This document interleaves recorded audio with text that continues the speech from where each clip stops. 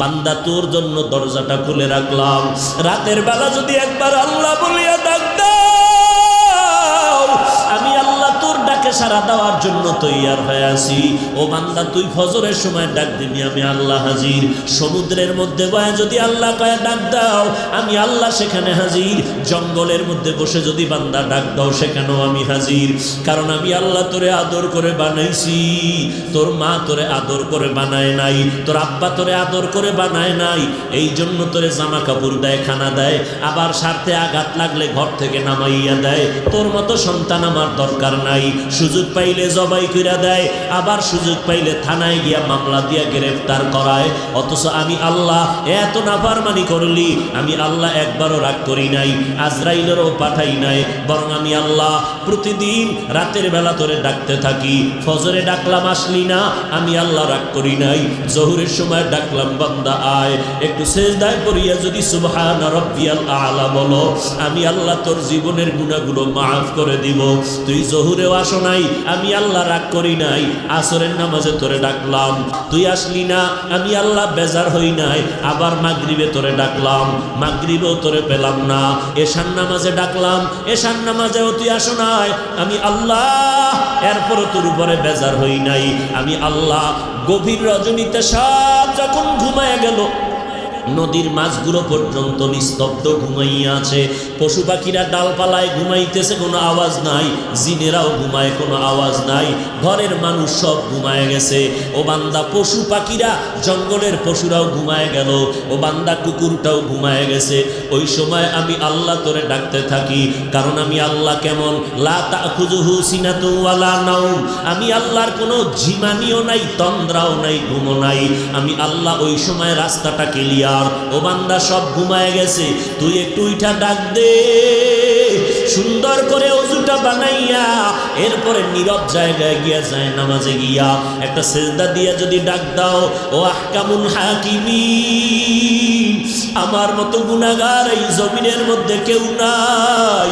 আমার গুনার খবর আমার মা জানে না, আমার ভাই জানে না, আমার স্ত্রী, আমার সন্তানেরা জানে না। রে আল্লাহ, আমি এই মোবাইলটা চালাইয়া গুনাহ করে করে আমার হাত দুইটা নাপাক করে ফেলেছি। মোবাইলের গুনার কারণে আমার জিহ্বা নাপাক, আমার অন্তর নাপাক, আমার চোখ দুইটা নাপাক, আমার পাও দুইটা নাপাক।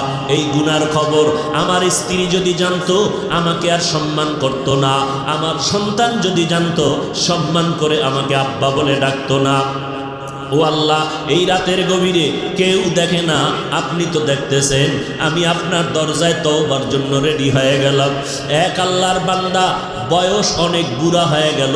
এই বুড়া হইতে হইতে জীবনের সব কাজ করলো, সব অকাজ, অন্যায় অন্যায়, এমন কোনো অন্যায় নাই বুড়া মানুষটা করে নাই। জীবনের প্রত্যেকটা মুহূর্তে শুধু অন্যায়। কত মায়ের সামনে সন্তানের জবাই করেছে, কত মানুষের সম্পদ চুরি ডাকাতি করেছে। এক পর্যায়ে চিন্তা ভাবনা এসে গেল, আমি বুড়া হয়ে গেলাম, দুর্বল দুর্বল ভাব, এক সময় তো আমার মরণের বিছানায় যেতে হবে। আমার ডানে কত বন্ধু, বামে বন্ধু, এক এক করে সবাই চলে গেল, একদিন তো আমারও চলে যেতে হবে। কিন্তু এলাকার মানুষ আমারে সবাই খারাপ জানে। আমি এই খারাপ বদনাম নিয়ে যদি কবরে যাই, মরিয়া গেলে আমার সন্তানের মানুষ খারাপ বলবে না। আমি এর থেকে পরিত্রাণ পাওয়ার কোনো রাস্তা আসেনি। আল্লাহর বান্দা ইমাম সাহেবের কাছে গিয়া পরামর্শ নিল। ইমাম সাহেব ডাক দিয়া কয়, মাওলার দরবারে তওবার দরজা খোলা। তুমি গভীর রাত্রে উঠিয়া মাওলার কাছে সেজদায় পড়ে কান্না করো, আমার আল্লাহ তোমার গুনাহগুলো মাফ করে দিবে। ইমাম সাহেবের পরামর্শ নিয়া ওই বৃদ্ধ মানুষটা রাতের গভীরে ঘুমায় না। স্ত্রী কয়, কেন ঘুমাও না? বলে, আজকে আমার একটু কাজ আছে, তুমি ঘুমায় যাও। স্ত্রী ঘুমায় গেল, সন্তানেরা ঘুমায়। ওই আল্লাহর বান্দা অন্যায়কারী বুড়া মানুষ রাতের গভীর যখন হয়ে গেল, কোন রকম অজু বানাইয়া যায় নামাজটা বিছাইয়া একটা রুমের মধ্যে বৈশা বৈশা মাওলার কাছে কান্না করে, ও আল্লাহ, জীবনে তো কোরআন পড়তে পারি নাই, জীবনে তোমারে চিনতে পারি নাই, জীবনে তোমার রবের পরিচয়টা নিতে পারি নাই। ও আল্লাহ, তোমার ইবাদতের হুকুম মানতে পারি নাই, নেক আমল জীবনে করি নাই, যত আমল করছি সব বদ আমল। এখন আসছি তওবা করার জন্য। ও আল্লাহ, তোমার এক বান্দা ইমাম সাহেব আমাকে আমাকে পরামর্শ দিছে এই টাইমে নাকি তুমি প্রথম আসমানে আসছো বান্দার গুনাহ মাফ করার জন্য। ও আল্লাহ, সবাই ঘুমায় গেছে, আমি ঘুমাই নাই, তোমার দরবারে ক্ষমা চাইতেছি, আমারে মাফ করে দাও। আল্লাহর বান্দা এই বলে বলে কান্না শুরু করলো।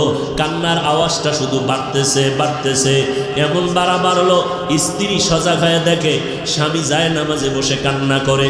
হঠাৎ গায়েবী আওয়াজ, এই বুড়া, কান্না করে লাভ নাই, তোর নামটা জাহান্নামীদের খাতায় লেখা হয়ে গেল, এখন আর কান্না করে কোনো লাভ হবে না। ওই বুড়া মানুষটা আবার জোরে জোরে কান্না শুরু করলো।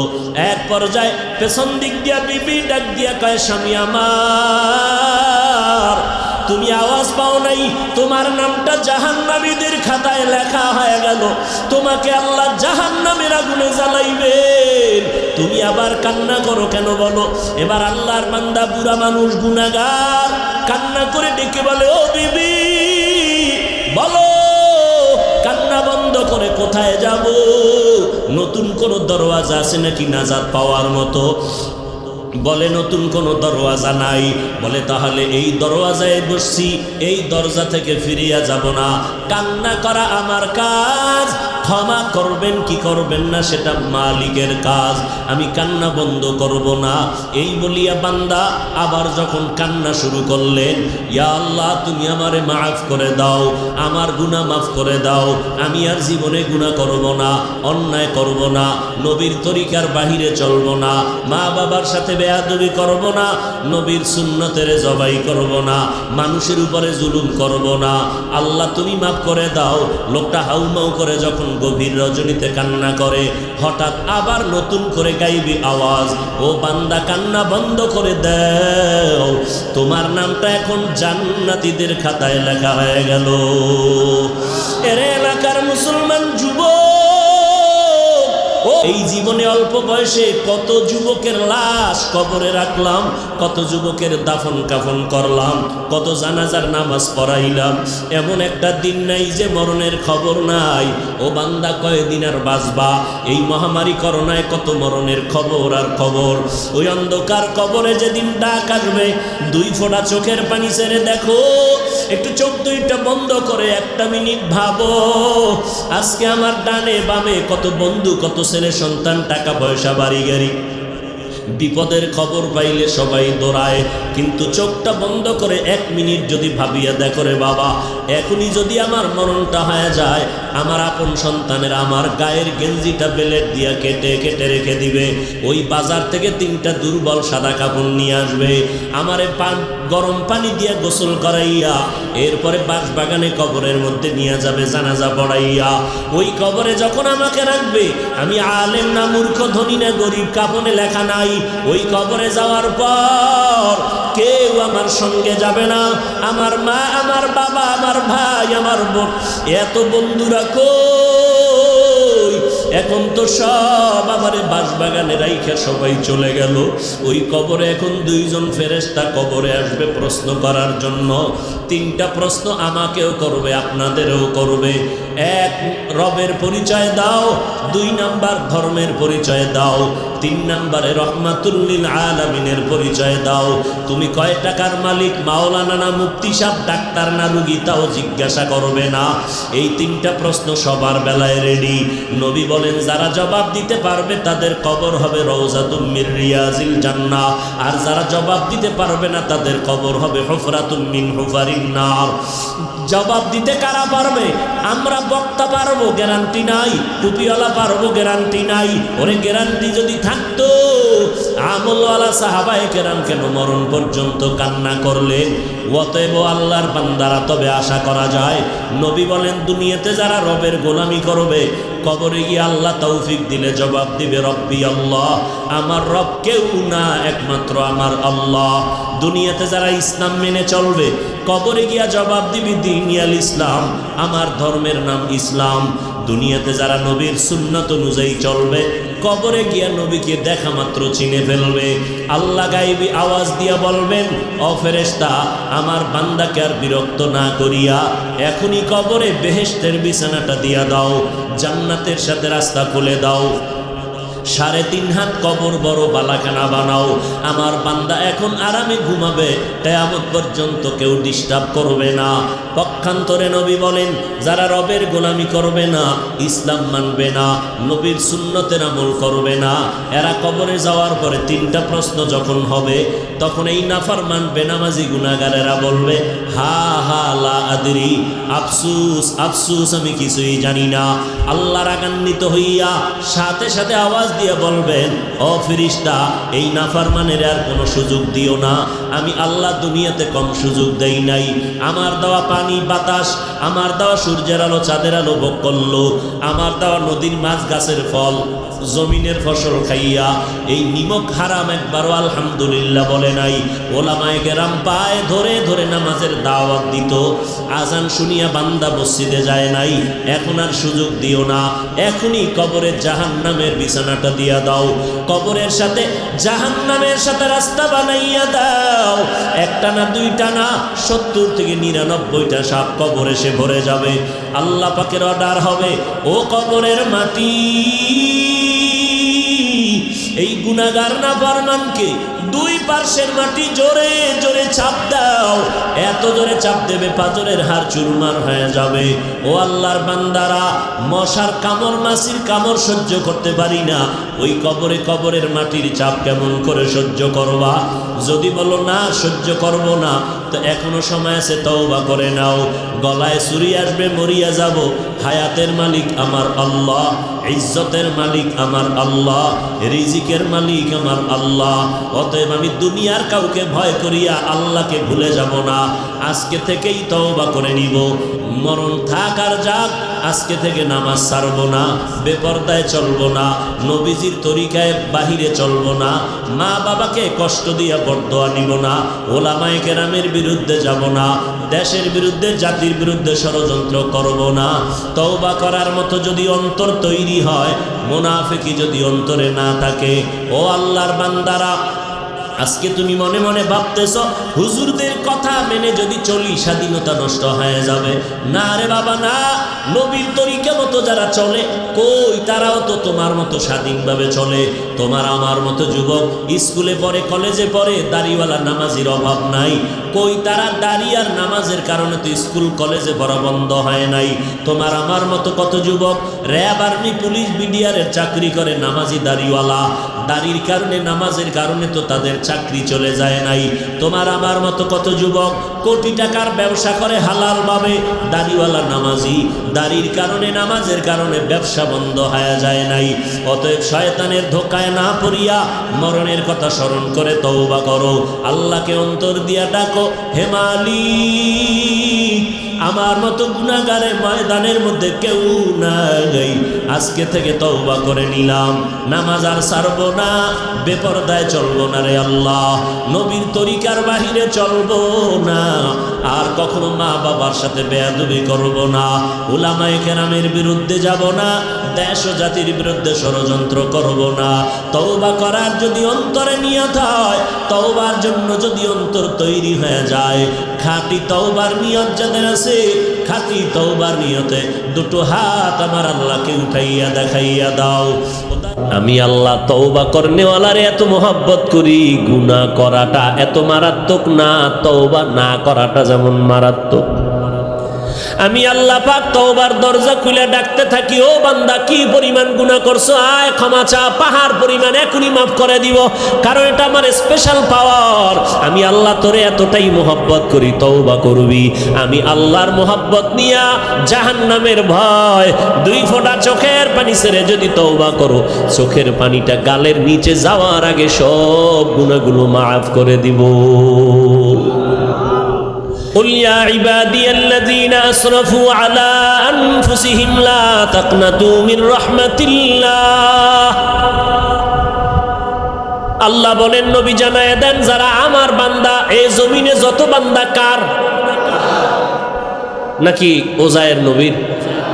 আল্লাহ বলেন, তোমরা আমার প্রিয় বান্দা, তোমরা আর কারো বান্দা না, ওজায়েরেরও বান্দা না, ঈসা নবীরও বান্দা না, বরং তোমরা যাদেরকে খোদা খোদা বলিয়া সম্মান দেও, এদেরকেও আমি আল্লাহ সৃষ্টি করেছি। আমি আল্লাহরে কেউ সৃষ্টি করে নাই, আর আমি আল্লাহ কারো পেট থেকে সৃষ্টি। লাম ইয়ালিদ লাম ইউলাদ উলাইকাস, লাম ইয়ালিদ লাম ইউলাদ উলাইকাস, ওয়ালিদু মাউলুদেরা উ খালিকাস।